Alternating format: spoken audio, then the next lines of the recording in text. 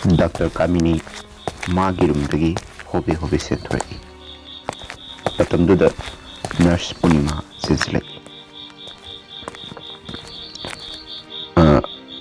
Sister, patient adu karam dawrabage? Madam, yamna serious ore. Isu yamna satkre. Unconscious oina lehawi. Adudi chalo. Operation theater da puslamo. Ai laalaki. Yes, madam. Punima sangki. Dr. Kamini mahagi rumdagi kusuk lai doktor palai. Dr. Kamini sung firal sabi laglesu sangkhon bi amani. Operation theater aduda Dr. Kamini parap sangai. Anabagi masak yengbagi wakal thoina khaludi. Sidi blood yamna walena. Operation tawbi yaroidawri. Blood bank ta I leibra amukta hangnusa Punima. Punima thoki. Kamini makatarai. Magi mari mata sukana mata lakta male. Yu thalaga gari thawbada soklibu oira male. Kamini patient adugi mamai yenglubada khanghaudana masa pumbatu sungki. Ingagi nonghogum khanghaudana sintharaki miluda pirang arepa laitana. Mahak saktamdubu yengduna kuina leiba ngamkide mapanda sinthoraki. Matamduda tungda nupi amagi khonsel taki. Nupi duna haiki mahak patient adugi nupini. Talaga duda Punima su sangai. Madam, blood bank ta sana pe I mata leiramdre. Oh my god. Adudi kamdawni. Blood group karino. Ni madam. Kamini magi manakta lebriba nupi aduda hangi. Adubu mahak I piningdaba mataw aduda Kamini makha takitre. Samkiduna Punima da mangonda I lawna mahaiki. Aduda Punima na. Madam, kaino tawbiri pasibo? Sakangdaba lamlanba asigidamakta madam na migi punsi kanbinabagidamakta natra aikhoina doctor oiribase Punima. Aduna isa sirabasu migi punsi kanbadi tai. Masi haiduna mamitta mapi sinthaduna operation theater romda sangki. Operation lore Dr. Kamini masa soktaraduna magi romda sangki. Matamduda Punima sangaki. Madam, ising purura. Yare.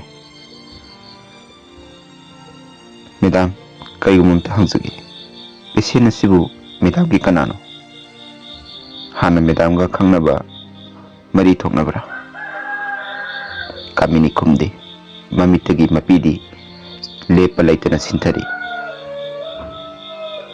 Punima ai masidi matam kuinadagi thamoinungda phumduna thamlaklaba wari ase diragi. Matam adu ai class 10 tharamdai coaching salingai matamdani. Nongma imanabi amana aingonda si haibasi hairaki.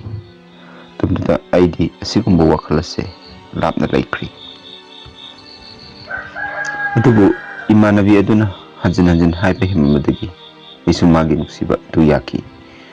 Asum ma ai marise sinaraki. Nongma tu udabada leiba ngamkide. Nongma ma ai mari leinaba kuidringai labuk amagi manakta phamduna thamoigi oiba wari kaya saminaki. Mahaki nuksireba sinban thongdagi tholakpa wahaising aduna aigi thamoibu peranba punsigi mularoidaba mahaki nuksisaktam kaya thamoida mami tahanki. Numitudagi hauna thamoida phaurakpa apamba khuding oijaba kaya thaidokduna mahatana aigi line oiki. Sagatki nuksig pura kaya mahangna yumpham oiduna iraki siti kaya sumatyai oiraba wahai kaya na leitengladuna tattana hairaki ifamda paknaba punsi ipak kaya ase lanminasi ma ai amato oina. Matam kharagi matungdadi mahakti ahenba thiba ngasigi samaj asida leiriba miyoi manungdi mahaksu ama oiramle. Mahak kanagumbi amaga mari leinaramdi. Mitudagi hauna mana aibu launam tauba hawraki. Adubu aidi punsida ngaki khankraba phidam maduna pandam oiduna masi punamak kauthokduna doctor ama oiba ngamnaba kanna honaraki. Adubu mikup amatangdi mahaki wakal kauge haiba phau ngamkhide. Khalli nongmadi soidana mahaki mating pangi haina. Ngasidi isorna aibu thaujanbiri. Ai yamna nungaire Purnima.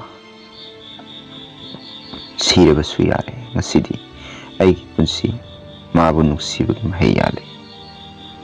Wahaising asi tabada Purnima mamitta mapi sintaraduna doctorgi awababu yengba ngamdaduna mapana thoki.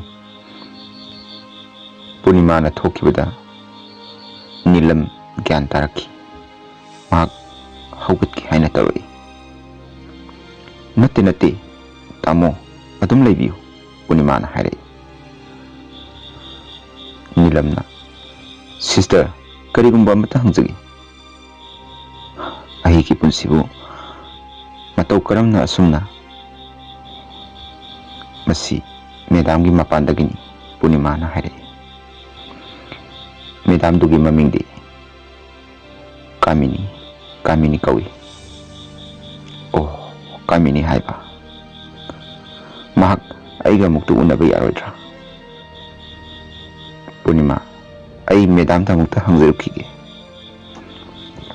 Nilam haukraba maral kayabu ngakpiyu haijanabagidamukta Kamini ngairi. Purnima parap sensilai. Tamo medam di leramdre. Aduga magi table mathakta tamogi maming thaba se lerami. Magi firolsu amatta leramdre. Mahak mafam si thadoktuna sakhraba mali. Nilam chithi adu hangdoktuna pai paroldi. Tamo thasi kaya ama hokrabasu Purnima mahak tabu ngaijaribi kana amadi Purnima namin laklabada kari amuk pamnukini korauhanba magi mangal tabu uraga wajabadi thabalgi lerang matomdani. Asidi nasalna matang kuinaragi mangjarappa manglana do mangphaunare. Asidi nasalgi punsi mahai yale. Mikup asida tamogi seba tawduna phangjaba asina punsigi apenba oijarage. Si tamobu uba phangjaba asina nasalga thungba saksarage. Inamabu luna tawbiyu. Tamo amadi inamagi punsina tekta kaidana laiba uraga dungi punsisu nungaiba oijage. Tamo masidi mikup asida mafamse thadoktuna chatlabani. Nasalgi tungi punsi kari oigani haiba tamba ngamde. Mahakpu aroiba oina uningbani adubu hak amadi inamagi punsida ayetpa oigadra khanbadagi unaba phangdana satsare. Waraubiba yade matang asida loisilage. Nahakki nasal Kamini.